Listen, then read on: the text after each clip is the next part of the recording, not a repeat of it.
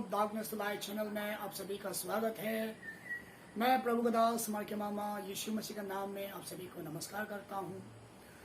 आइए दोस्तों, आज हम 3 शब्दों के बारे में जानते हैं जिसे ईसाई धर्म, इस्लाम धर्म और यहूदी धर्म के लोग इस्तेमाल किया करते हैं।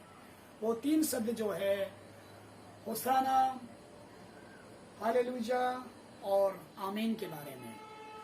चलिए दोस्तों, आज हम ये इन 3 शब्दों के बारे में हम जानते हैं। पहला शब्द जो है होसाना, होसाना शब्द के बारे में हम जानते हैं।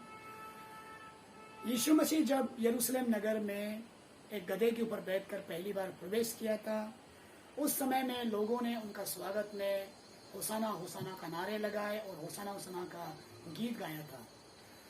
होसाना का अर्थ सीधा सा है, यानी कि उन दिनों में लोगों ने हमारा उद्धार करने वाला, हमारा छुटकारा देने वाला, हमें बचाने वाला परमेश्वर की प्रशंसा हो, उनकी महिमा हो, उनका जय जयकार हो, उनका स्वागत हो बोलकर लोगों ने उसी अर्थ से, उसी अभिप्राय से लोग ने होसाना इस्तेमाल किया था। यानी कि होसाना शब्द जो है बचाने वाला, छुटकारा देने वाला, उद्धारकर्ता को कहा गया है। इसलिए हम इसे सीधा सीधी कहते हैं, बचाने वाला परमेश्वर की प्रशंसा हो, उद्धारकर्ता परमेश्वर की प्रशंसा हो, हमें बचाने वाला परमेश्वर का प्रशंसा हो। मतलब कि praise God, praise God, praise God. जब हम पूरे हृदय, पूरे तन मन से हम परमेश्वर को बचाने वाला जानकर, छुटकारा देने वाला जानकर जब हम उनको जब प्रशंसा करते हैं, बड़ाई करते हैं, प्रेज गॉड कहते हैं, उसका अर्थ जो है होसाना। तो दोस्तों, मुझे उम्मीद है आप होसाना शब्द को आपने समझा है और आने वाला दिन में आप समझकर होसाना शब्द को इस्तेमाल करेंगे। चलिए, हमारा दूसरा शब्द जो है हालेलुया के बारे में या हालेलुया के बारे में। हालेलुया का सीधा सा अर्थ है परमेश्वर की स्तुति हो। मतलब रचने वाला परमेश्वर, सृष्टिकर्ता परमेश्वर का स्तुति हो। ये मतलब हमारा पूरे मन, तन, पूरे हृदय से हम उनका बड़ाई करते हैं, उनका प्रशंसा करते हैं। दोस्तों, कई दफा हमने देखे हैं, सुने हैं, किसी का घर में दुर्घटना हो जाता है, किसी का घर में आग लग जाता है या कोई बीमार में पड़ जाता है, तो सुनने वाले का जुबान से हमेशा हालेलुया शब्द निकल जाते हैं। दोस्तों, किसी का नुकसान पर, किसी का बेबसी पर, किसी का दुर्घटना पर, किसी का आंसू पर हालेलुया शब्द को हम इस्तेमाल नहीं कर सकते, क्योंकि दुर्घटना, दुख, दर्द, मरण परमेश्वर से नहीं आता है। तो उसमें हम परमेश्वर का बड़ाई क्यों? तो हम उस वक्त जब हम हालेलुया इस्तेमाल करते हैं तो मतलब कि ऐसा ही उनका साथ होता रहे और उनका बेबसी में, लाचारी में हम खुश हो रहा हो जैसे, तो हम हालेलुया वो शब्द निकालते हैं। तो दोस्तों, सीधा सा बात है, हालेलुया शब्द को हम आदत नहीं बना सकते, हमारा जुबान में आदत नहीं बना सकते। हालेलुया शब्द जो है आदत में नहीं, बल्कि पूरे सच्चाई और पूरे हृदय से हम परमेश्वर का बड़ाई करना होता है। इसलिए मेरे दर्शकों, हालेलुया शब्द को आदत मत बनाइए। अगर आप में हालेलुया शब्द बेवजह बोलने का आदत है, आज से छोड़ दीजिएगा। आने वाला समय में सोच और समझ कर हालेलुया शब्दों को इस्तेमाल किया करें। तो उम्मीद है आपने समझा। तो आइए हम अंतिम शब्द में चलते हैं, जिसे हम आमीन कहते हैं। या मुस्लिम्स में, इस्लाम में जब आप अपने खुदा से जब इबादत करते हैं तो लोग आमीन कहते हैं।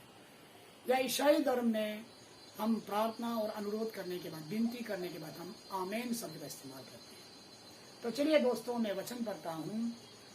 फर्स्ट इतिहास, पहला इतिहास का चैप्टर 16 वर्स 36। पहला इतिहास का चैप्टर 16 वर्स 36 में ऐसा लिखा है। यहाँ पर राजा कहता है, अनादिकाल से अनंत काल तक इस्राएल परमेश्वर यहोवा धन्य है। तब समस्त प्रजा ने आमीन कहा और यहोवा की स्तुति की। दोस्तों, यहाँ पर स्पष्ट रूप से कहा है कि राजा ने कहा है कि उन दिनों में, उस समय में यहोवा का, इज़राइल की यहोवा का नाम सदा धन्य है और वो युगन युग तक चाहे रहे उनका नाम। जब राजा ने ये बात को जब कहा तो सारा प्रजा के लोग, सारा वासिया आमीन, मतलब कि ऐसा ही हो, ऐसा ही हो। दर्शकों, आमीन शब्द जो है, जब हम परमेश्वर से इबादत करते हैं, परमेश्वर से विनती करते हैं, हम मांगते हैं, हमने जो कुछ भी मांगा है आपसे, हमने जो कुछ भी आपको, अपना दुख, अपना तकलीफ, अपना दर्द, अपना इच्छा हमने आपके सामने में रख दिया है, तो हे परमेश्वर, हे खुदावन, ऐसा ही हो। मैंने जो कहा है, मैंने जो भी मांगा है, ऐसा ही हो। ये पूरे आदर से निकालते हैं, आदर से हम परमेश्वर के सामने पेश करते हैं और हम विनती करने के बाद, दुआ करने के बाद, इबादत करने के बाद हम आमीन कहते हैं। कितना पवित्र शब्द है।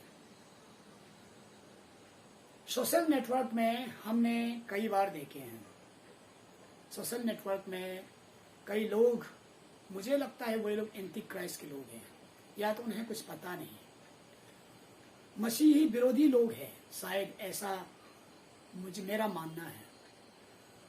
कई लोग किसी का दुर्घटना का फोटो अपलोड करते हैं, या कोई कैंसर में पड़े हुए मरीज का फोटो अपलोड करते हैं, या किसी का टांग टूटा हो, किसी का गला काट दिया हो। ऐसा फोटो को लेकर वो लोग सोशल नेटवर्क पर अपलोड करते हैं और अपलोड करते वक्त कैप्शंस लिखते हैं। यदि आपने देखने वाले लोग, दर्शक लोग, इन फोटो को देखने वाले लोग आमीन नहीं लिखोगे तो आपका साथ भी ऐसा ही होगा। अरे भाई, कैसा शब्द हुआ, कैसा क्या बात हुआ। और बहुत सा लोग बिना सोचे समझे, बिना समझे वे लोग यू आमेन आमेन आमेन आमेन लिख देते हैं। मेरे दर्शकों, एक बात स्पष्ट रूप से आप जाने, किसी का दुर्घटना, किसी का नुकसान, किसी का बेबसी पर, किसी का लाचारी पर हम आमीन शब्द को इस्तेमाल नहीं करते। अगर हम किसी का बेबसी और किसी का दुखत पर, किसी का लाचारी पर, किसी का बीमारी पर आमीन लिखते हैं, मतलब कि आप खुश हो रहा है, आप ये कह रहा है कि ऐसा ही हो, ऐसा ही होते रहो। आपके हालात खराब होगा, या तो आप बहुत बुरा स्थिति में होगा। कोई आकर यूं कहेगा आमीन आमीन ऐसा ही हो, आपको कैसा लगेगा? क्या हमारा खुदा, हमारा परमेश्वर वो सब देख नहीं रहा और वो आपसे बदला लेगा?